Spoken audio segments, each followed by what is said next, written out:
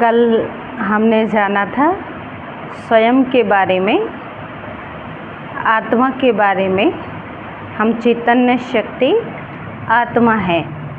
जैसे आत्मा के लिए कहा गया है आत्मा अजर है, अमर है, अविनाशी है, ठीक उसी प्रकार से आत्मा के पिता परमात्मा शिव भी अजर, अमर, अविनाशी हैं। जैसे मनुष्य के पिता मनुष्य होते हैं, जानवरों के माता पिता जानवर होते हैं, ऐसे ही आत्मा के पिता परमात्मा शिव हैं। परमात्मा शिव अमरनाथ, जिनको विश्वनाथ, पशुपतिनाथ, केदारनाथ, बद्रीनाथ अनेक हमने उनको नाम दिए, ये आत्मा के पिता हैं, परमात्मा पिता हैं। जैसे अन्य कोई भी हो, परमात्मा पिता को अमरनाथ कहा है, इसलिए अमरनाथ को कहते हैं। और कहते हैं देवों के देव महादेव, माना सभी देवताओं के भी पिता हैं। जैसे इस चित्र में दर्शाया गया है कैसे सभी धर्म की आत्माओं ने परमात्मा शिव पिता को अपने पिता के रूप में स्वीकार किया है। जैसे सबसे पहले हम अमरनाथ जाएंगे। अमरनाथ में कहते हैं बर्फ की शिवलिंग बनती है। बर्फ क्या है? पानी। और पानी क्या है? प्रकृति। तो प्रकृति ने भी अपना पिता किसको माना है? शिव जी को। वहाँ शिव जी ही क्यों बनते? कुछ और भी तो बन सकते थे, लेकिन वहाँ शिव की प्रतिमा बनती है। फिर उसके बाद विश्वनाथ, सोमनाथ। कहते हैं परमात्मा जब धरा पे आते हैं तो ज्ञान का सोम रस पिलाते हैं, इसलिए उनको सोमनाथ कहा जाता है। पशुपतिनाथ, भारत से बाहर जाओ वहाँ भी शिव पूजा होती है। कहते हैं मुसलमान भी हाथ का इशारा ऊपर की ओर करते हैं और कहते हैं खुदा जो है वो नूरे इलाही है, माना ज्योति के समान है। बौद्धी लोग भी एक 3 फुट का स्टूल बनाते हैं और उस पर एक छोटी सी शिव की प्रतिमा स्थापित करके अपना ध्यान केंद्रित करते हैं, तो वो भी शिव परमात्मा को ही याद करते हैं। गुरु नानक देव जी भी कहते थे ओमकार सत्य निराकार, और कहते हैं क्राइस्ट ने भी कहा गॉड इज़ लाइट। तो हमने उसको शिव ज्योति कहा, इन्होंने लाइट कहा, इन्होंने निराकार कहा, इन्होंने नूर कहा। जैसे कहते हैं रामेश्वरम में राम जी ने भी शिव पूजा की, उस स्थान का नाम पड़ा रामेश्वर। राम के भी ईश्वर शिव। कहते हैं रामायण जी में कहते हैं राम जी कि शिव द्रोही मम दास कहाया, मतलब जो शिव का द्रोही है वो हमें स्वप्न में भी पसंद नहीं है। तो राम जी ने भी शिव परमात्मा की पूजा की, इसलिए प्रकृति ने भी, धर्म पिताओं ने भी, देवताओं ने भी अपना पिता परमात्मा शिव को माना हुआ है। जैसे आत्मा अमर है, ऐसे आत्मा के पिता परमात्मा शिव भी अमर हैं। अब आप कहेंगे हम तो शिव की पूजा करते ही हैं, तो शिव की पूजा करते हैं, गाते भी हैं। ऐसे कभी हम नहीं गाते हैं कि शिव जी तुम पिता हो, पार्वती जी तुम माता हो, या ऐसे नहीं गाते राम जी तुम पिता हो, सीता मैया तुम माता हो, या लक्ष्मी जी तुम माता हो, नारायण जी तुम पिता हो, ऐसे कभी नहीं गाते। शिव जी के लिए हमेशा कहते हैं तुम ही हो माता, पिता तुम ही हो बंधु, सखा तुम ही हो। परमात्मा शिव को कहते हैं कि शिव जी आप ही हमारे माता पिता हो। तो हर एक व्यक्ति के इस समय अगर देखा जाए तो जैसे मान लो हमने 84 जन्म लिए, शरीर हमने 84 बार लिया और छोड़ा, तो शरीर के माता पिता हमने कितनी बार लिए? 84 बार। हर बार माता पिता बदले, क्योंकि वो शरीर के माता पिता थे। लेकिन आत्मा अमर है, तो आत्मा के माता पिता भी अमर हैं। ना आत्मा मरती है, ना आत्मा के पिता परमात्मा मरते हैं। इसलिए अर्जुन को ज्ञान सुनाते हुए कहा कि हे अर्जुन, ये सब जिनको आप देख रहे हो, ये इस जन्म के पहले भी तुम्हारे कोई नहीं थे और इस जन्म के बाद भी ये तुम्हारे कोई नहीं होंगे, लेकिन मैं तो इस जन्म के पहले भी तुम्हारा था और इस जन्म के बाद भी तुम्हारा हूँ। माना परमात्मा पिता जो आत्मा के पिता हैं, वो इस जन्म के पहले भी हमारे पिता हैं, इस जन्म में भी हमारे पिता हैं और इस जन्म के बाद भी हमारे पिता हैं। तो जब हमें स्पष्ट परिचय पिता का हो जाता है तो उनको याद करना सरल हो जाता है। परमात्मा के बारे में आज अनेक मान्यताएं हैं, अनेक विचारधाराएं हैं, कोई कुछ कहता है, कोई कुछ कहता है, लेकिन सही मायने में आत्मा के पिता परमात्मा शिव ही हैं, जो इस समय धरा पर आकर के अवतरित होकर के पिता श्री ब्रह्मा बाबा के तन में हम सबको स्वर्ग का कहो, वैकुंठ का कहो, सुख शांति आनंद प्रेम का कहिए, हमें वर्षा देते हैं, अविनाशी वर्षा देते हैं। जैसे लौकिक माता पिता से एक जन्म का वर्षा मिलता है, ऐसे परमात्मा पिता से हमें जन्म जन्म का वर्षा मिलता है। जैसे हर एक व्यक्ति के मन में विचार आता है कि जब हम ध्यान करने बैठते हैं, मेडिटेशन करने बैठते हैं, तो हमारा मन एकाग्र नहीं होता है। कारण यही है कि अगर परमात्मा के साथ हमें संबंध जोड़ना है तो यथार्थ परिचय होना बहुत आवश्यक है। जैसे लौकिक दुनिया में भी जब तक किसी के साथ संबंध नहीं जुड़ता है तब तक उससे लेने देने की क्रिया शुरू नहीं होती है। सपोज़ मान लो आपका बेटा ही है लौकिक दुनिया में, तो जब हम आपस में बातचीत करते हैं, बड़ा हो जाता है शादी लायक, तो हम बात करते हैं कि कहाँ इसकी शादी होगी, कहाँ तो इसके हिसाब से कहीं बहू होगी, लेकिन क्या नाम होगा, क्या रूप होगा, कौन से शहर की होगी, ऐसा कोई स्पष्ट परिचय नहीं होता है। बस हम ऐसे याद करते रहते हैं। लेकिन कुछ समय बाद जब वहाँ संबंध जुड़ जाता है, परिचय हो जाता है, फिर अगर कोई परिचय पूछता है तो हम उनका नाम भी बताते हैं, रूप भी बताते हैं और उनका कलर वगैरह भी बताते हैं, शहर का नाम भी बताते हैं। इस तरह की है। ठीक उसी प्रकार से परमात्मा शिव को भी जब हम यथार्थ रीति से जान लेते हैं, जैसे कि गीता जी में भी कहा भगवान ने कि मैं जो हूँ जैसा हूँ, यथार्थ रीति मुझे कोटों में कोई और कोई में भी कोई मुझे जानता है। तो यथार्थ रीति माना ज्योति स्वरूप के रूप में कोई कोई आत्मा मुझे याद करती है। तो जब हम उन्हें यथार्थ रीति जान लेते हैं तो उनको याद करना भी यथार्थ रीति ही हो जाता है। तो जब भगवान को याद करने बैठते हैं तो उस समय हम अपने आप को आत्मा समझें और आत्मा के पिता परमात्मा समझें, जो हम जन्म जन्म से गाते आए, हम वायदा करते आए कि तुम ही हो माता पिता, तुम ही हो। जब तक हम माता पिता का संबंध नहीं जोड़ेंगे तब तक परमात्मा के लिए कहा जाता है कि परमात्मा शांति के सागर है, प्रेम के सागर हैं, आनंद के सागर हैं, सुख के सागर हैं, दुख हरता सुख करता है, जन्म मरण से न्यारे हैं, जीवन मुक्ति दाता हैं। तो जब हम सागर से अपना बुद्धि का संबंध जोड़ेंगे तो सागर नहीं तो स्वरूप तो बन ही जाएंगे। और आत्मा जब समझ के परमात्मा पिता को याद करते हैं तो उनसे संबंध जोड़ना भी सरल हो जाता है। तो हमेशा जब भी हम मेडिटेशन करते हैं, ध्यान करते हैं, तो उस समय अपने को समझे मैं आत्मा हूँ और मुझ आत्मा के पिता परमात्मा शिव हैं, जिनको हम देवों के देव महादेव कहते हैं, भोलेनाथ कहते हैं, विश्वनाथ कहते हैं। इसीलिए हम सब जब जयकारे लगाते हैं तो सभी बोलते हैं बाबा विश्वनाथ की जय।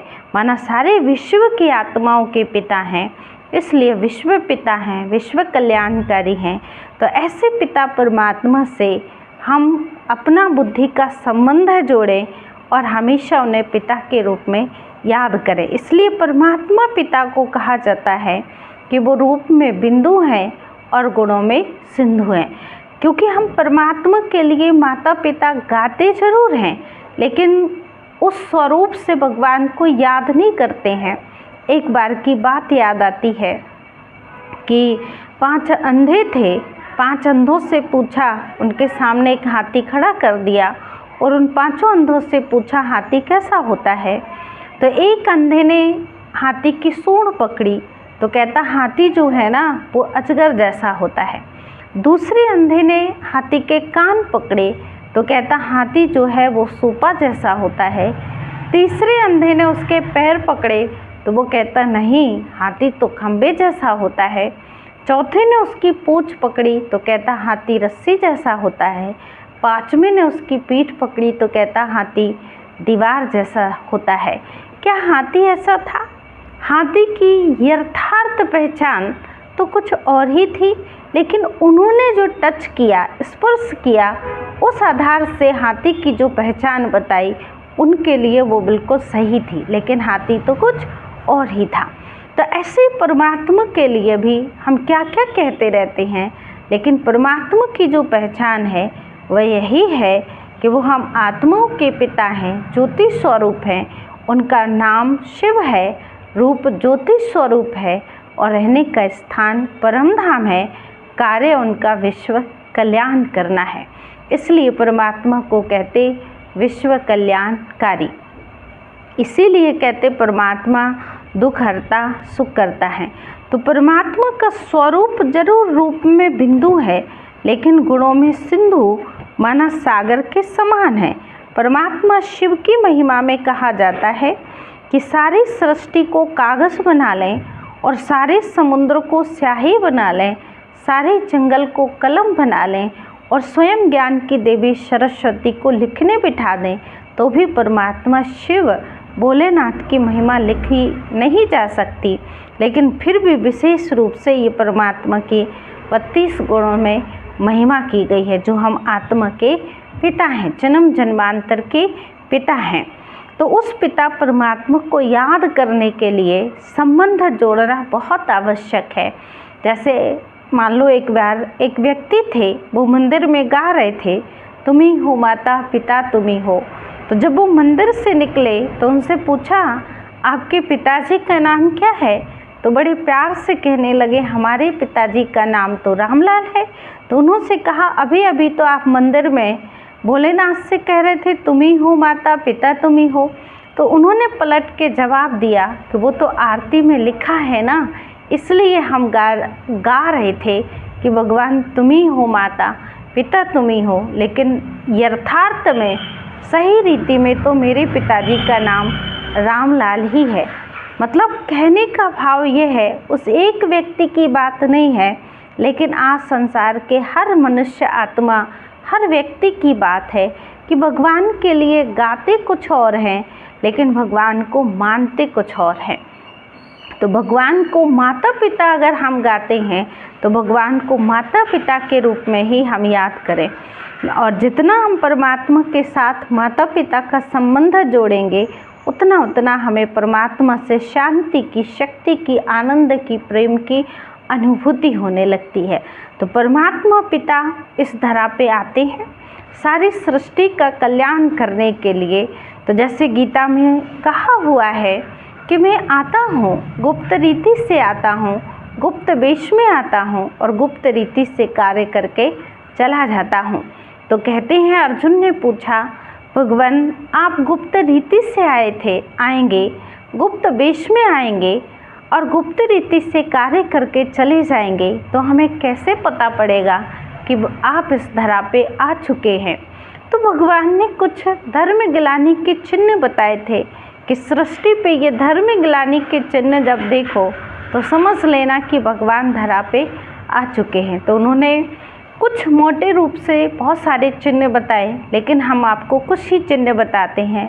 जैसे सर्वप्रथम उन्होंने धर्म ग्लानि का चिन्ह बताया था कि जो गाय माता कहते हैं वो गाय अपने मुख से भ्रष्टा खाने लगेगी, गंदगी खाने लगेगी।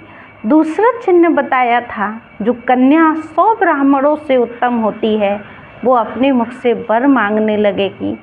तीसरा चिन्ह बताया था माताएं बहनें अंग प्रदर्शन करने लगेंगी, केसों का श्रृंगार करने लगेंगी। एक और चिन्ह बताया था चौथा, जो दूध घी की सतयुग में नदियां बहती थीं उसका व्यापार होने लगेगा। पैकेटों में बिकने लगेगा। पांचवा चिन्ह बताया था, जो अनाज की सत्योग में खानियाँ भरी रहती थी वो अनाज तो तुल के बिकने लगेगा। तो समझ जाना कि भगवान धरा पे आ चुके हैं। तो आज हम ये सब देख रहे ना, अभी 50-60 साल पहले वाले व्यक्तियों को अगर हम मिलते हैं तो वो कहते हैं संसार में परिस्थितियाँ तो थीं लेकिन इतनी नहीं थी। जो आज इतनी गतिविधियाँ हो रही हैं वो पहले नहीं होती थी। तो कहते हैं जब महाभारत काल में एक पारिवारिक समस्या आई, एक अर्जुन के घर समस्या आई, तो उसको सुलझाने के लिए भगवान को आना पड़ा। और यहाँ तो घर घर में महाभारत हो रही है, घर घर में समस्या है। तो क्या ऐसे समय पे परमात्मा को इस धरा पे नहीं आना चाहिए?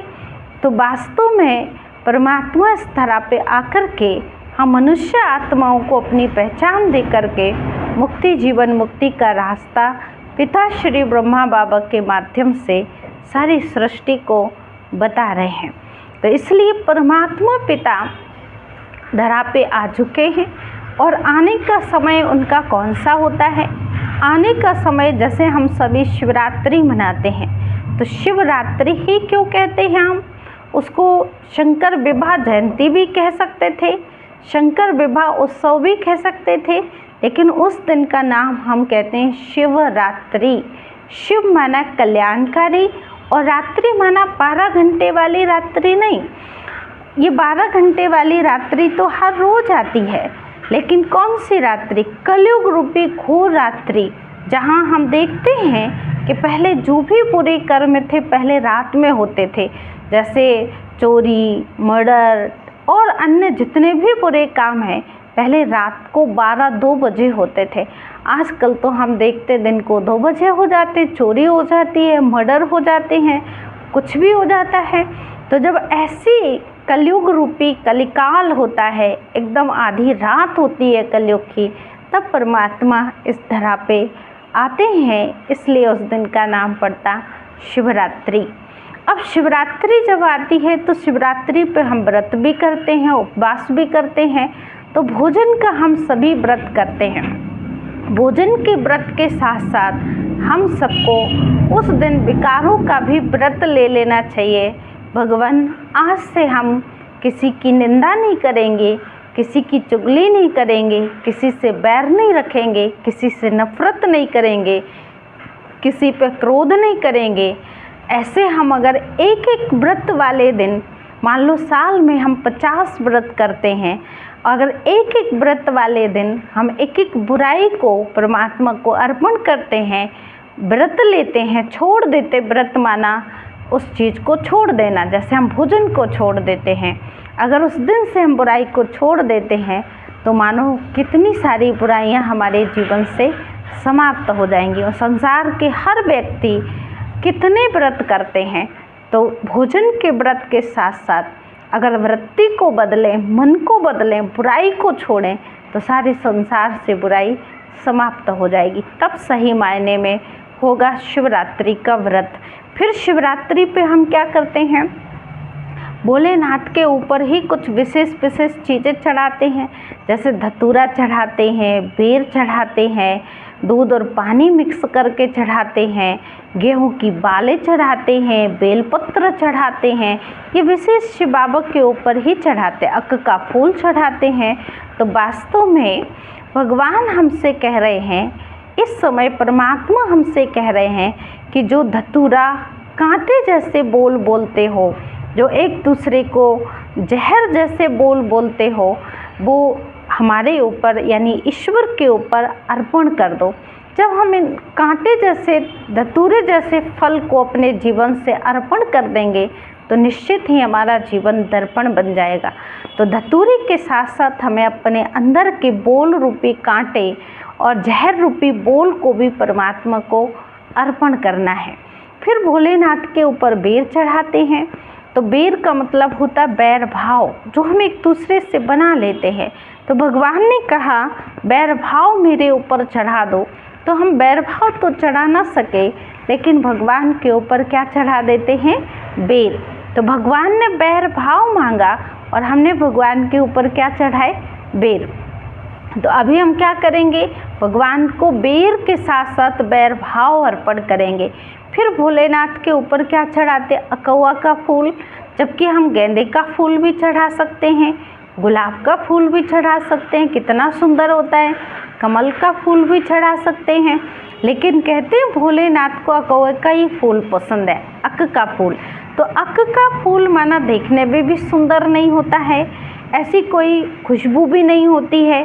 तो आज मनुष्य आत्माओं के जीवन में भी ना तो संस्कार रूपी सुंदरता है और ना ही गुणों रूपी खुशबू, इसलिए ऐसा फूल चढ़ाते हैं जिसमें न सुंदरता है न खुशबू है।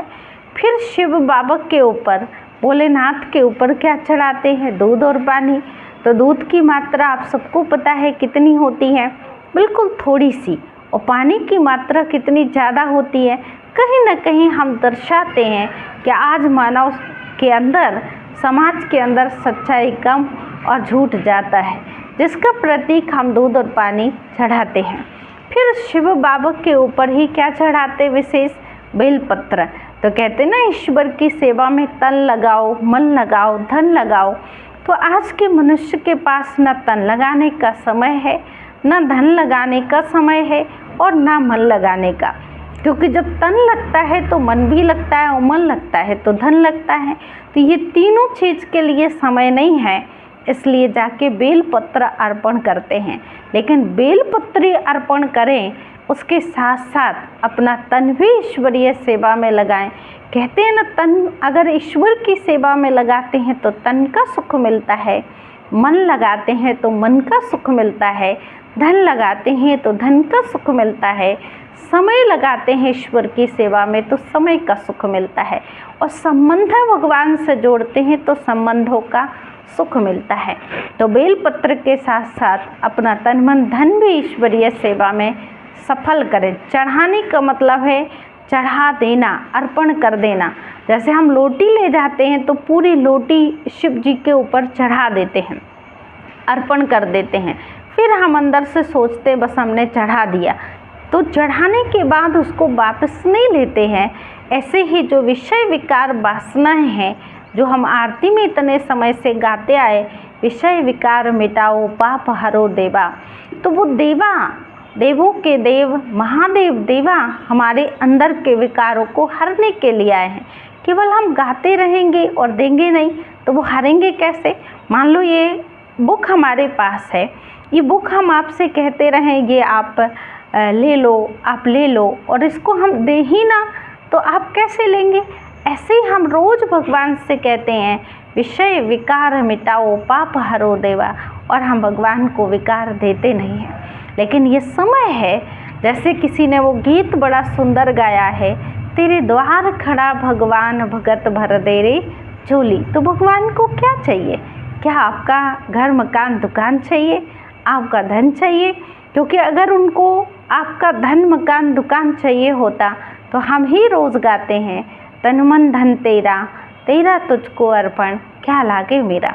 जो भी मेरे पास है वो सब भगवान आपका दिया हुआ ही है। तो क्या चाहिए भगवान को?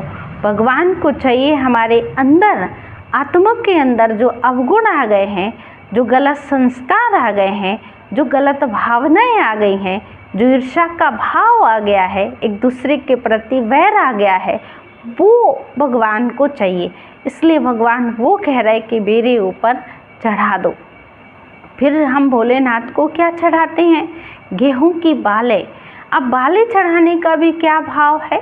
तो भगवान कहते हैं जिसने सारे मनोविकार मेरे ऊपर चढ़ा दिए उसका बाल भी बाका नहीं हो सकता। सो हमने क्या चढ़ा दिया? गेहूं की बालें। तो जब हम ये मनोविकार भगवान के ऊपर चढ़ाते हैं तब होती है सच्ची सच्ची शिवरात्रि। तो परमात्मा कलयुग रूपी रात्रि में इस धरा पे आते हैं और आकर के हम आत्माओं को अज्ञानता की नींद से जगाते हैं। कौन सी नींद से? अज्ञानता की। अज्ञानता की नींद मीन्स जैसे हम कभी कभी गलत रास्ते पे चले जा रहे हैं, कुछ गलत किए जा रहे हैं, अनायास कोई मिल जाता है और वो हमें समझाते हैं, सही गाइड करते हैं, सही रास्ता दिखाते हैं और हमको वो बात उनकी समझ में आ जाती है। तो कहते हैं आपने तो हमें बड़ा अच्छा मार्ग दिखा दिया, आपने तो हमारी आंखें खोल दी। तो कौन सा मार्ग दिखा दिया, कौन सी आँख खोल दी? और कहते हैं आपने तो हमें जैसे नींद से जगा दिया। तो कौन सी नींद से जगा दिया? हमें अज्ञानता की नींद से जगा दिया, हमें अच्छा मार्ग दिखा दिया, हमें ज्ञान का तीसरा नेत्र आपने प्रदान कर दिया, आत्मज्ञान दे दिया, सही गलत की समझ दे दी। तो इस समय जब हम अज्ञानता की नींद से जाग जाते हैं तो वो हो जाता है सच्चा सच्चा जागरण। इसलिए हम जागें और अनेकों को जगाते रहें, तब होगा सही मायने में शिवरात्रि। तो परमात्मा पिता भोलेनाथ जब इस तरह पे आते हैं तो अपनी पहचान देते हैं और हमसे क्या इच्छा अपेक्षा रखते हैं वो हमें इस समय बताते हैं। इसलिए परमात्मा पिता शिव को संसार की हर एक आत्मा किसी न किसी सूक्ष्म रीति से याद जरूर कर रहे हैं। जैसे जैनी लोग जब दीपावली पे पूजन करते हैं तो वो कहते हैं कि हे महावीर स्वामी, जिस शिव धाम को आपने प्राप्त किया हम भी उस शिव धाम को प्राप्त करें। श्री कृष्ण जी भी गोपीश्वरम में सभी गोप गोपिकाओं के साथ शिव पूजा करते हैं। देवी देवता तो वैसे भी सब एक दूसरे का सम्मान करते हैं, एक दूसरे को कहते हैं कि मैं मतलब आप बड़े हो, आप बड़े हो। लेकिन सभी आत्माओं के, देवात्माओं के, सभी धर्म पिताओं के, प्रकृति के, सभी के पिता परमात्मा शिव हैं। इसलिए परमात्मा को हमेशा परमात्मा कहा जाता है, ईश्वर कहा जाता है, भगवान कहा जाता है। मनुष्य आत्माओं के लिए बहुत सारे मनुष्य आत्माएं, धर्म आत्माएं ऐसे कहते हैं, मानो बहुत सारे देव आत्माएं। लेकिन भगवान के लिए ऐसे नहीं कहते हैं कि भगवान आए, ईश्वर आए, या ऐसे नहीं बोला जाता। हमेशा ऐसे ही बोलते हैं, भगवान, ईश्वर, परमात्मा। उनके नाम में ही उनकी पहचान है। तो वो सारे विश्व पिता हैं, इसलिए कहते हैं कि वो परम पिता, परमात्मा, परम धाम निवासी। इसलिए हम आरती में भी गाते हैं, पार ब्रह्म पनवेश्वर तुम सबके स्वामी। जैसे कहते हैं कि सीता जी के पति कौन थे? राम जी। पार्वती जी के पति कौन थे? शंकर जी। लक्ष्मी जी के पति कौन है? नारायण जी। और सभी आत्माओं के पति कौन है? परमात्मा शिव, जो 5 तत्वों से भी परे परम धाम में रहते हैं। इसलिए गाते हैं उनके लिए, ऊंचा तेरा नाम, ऊंचा तेरा काम और ऊंचा तेरा धाम। जिसके लिए पार ब्रह्म पनवेश्वर तुम सबके स्वामी, तुम हो सबके प्राणपति। प्राण मीन्स आत्मा, उसके पति कहो, पिता कहो, वो संसार के पिता हैं। और संसार के पिता के साथ जब हम बुद्धि का संबंध जोड़ लेते हैं या मन का संबंध हम जोड़ लेते हैं तो उनसे प्राप्ति हमें होना शुरू हो जाती है। परमात्मा के साथ संबंध जोड़ना ऐसा है जैसे मान लो हमारा जो घर होता है, घर में जब घर का निर्माण होता है, मकान का निर्माण होता है तो हम इसमें लाइट का फिटिंग बहुत अच्छा करवाते हैं, बहुत सुंदर बोर्ड स्विच लगवाते हैं, मीटर लगवाते हैं, खंभे से कनेक्शन लेते हैं, ट्रांसफार्मर से करंट आता है। तो सभी जगह हमारे बहुत अच्छे कनेक्शन होते हैं।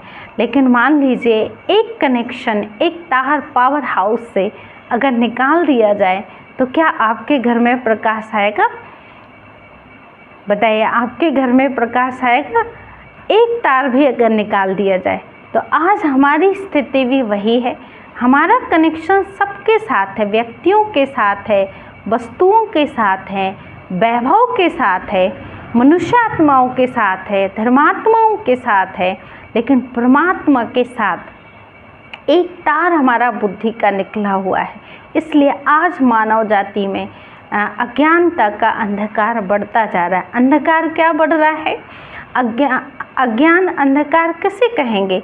जो आज संसार में दिन प्रतिदिन क्राइम बढ़ता जा रहा है, नकारात्मकता बढ़ती जा रही है, जगह जगह अत्याचार हो रहे हैं, जगह जगह दुराचार हो रहा है, रहम का भाव खत्म होता जा रहा है, करुणा का भाव खत्म होता जा रहा है, आत्मिक प्यार खत्म होता जा रहा है।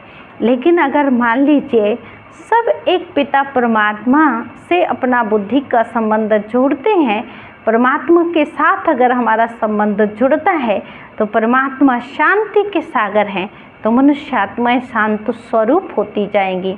परमात्मा सुख के सागर हैं, उनसे अगर हम बुद्धि का संबंध जोड़ते हैं तो हम सुख का अनुभव करेंगे।